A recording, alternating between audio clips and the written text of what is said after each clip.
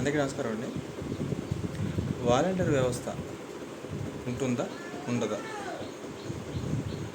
కొన్ని అనుమానాలు అయితే వ్యక్తమవుతున్నాయి. నిన్న క్యాబినెట్ మీటింగ్ జరిగింది.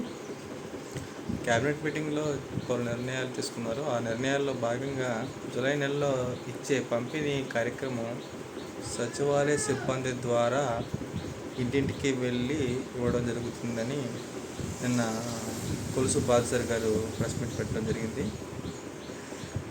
అయితే భవిష్యత్తులో వాలంటీర్ వ్యవస్థ ఉంటుందా, ఉండదా అనేది ప్రశ్నార్థకంగా మారింది. ఎందుకంటే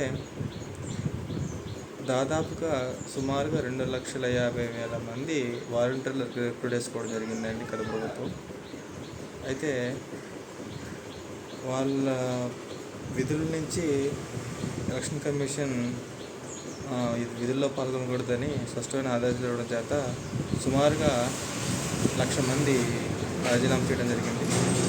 ఇంకా 1,50,000 మంది ఉన్నారండి. వాళ్ళు గత ప్రభుత్వానికి విధేయులుగా ఉండటం వల్ల లేదా విధేయులుగా ఉంటారనో ఏమో తెలియదు, కానీ ఈ వ్యవస్థ కొనసాగుతుందా లేని అనేది ప్రశ్నార్థకంగా మారింది. ఒకవేళ ఉంటే ఈ ప్రభుత్వంలో ఉన్న వాళ్ళు కూడా చేరాలి అన్న ఆశ అయితే వీళ్ళకి కూడా ఉంటుంది, వీళ్ళ కార్యకర్తలకి వాళ్ళకి కూడా. సో ఇది తీసుకుందామా వద్దా అనే నిర్ణయంతో ప్రభుత్వం అయితే ఆలోచిస్తుందని సమాచారం. సో వ్యవస్థ ఉంటుందా లేదనేది వేచి చూడాలి.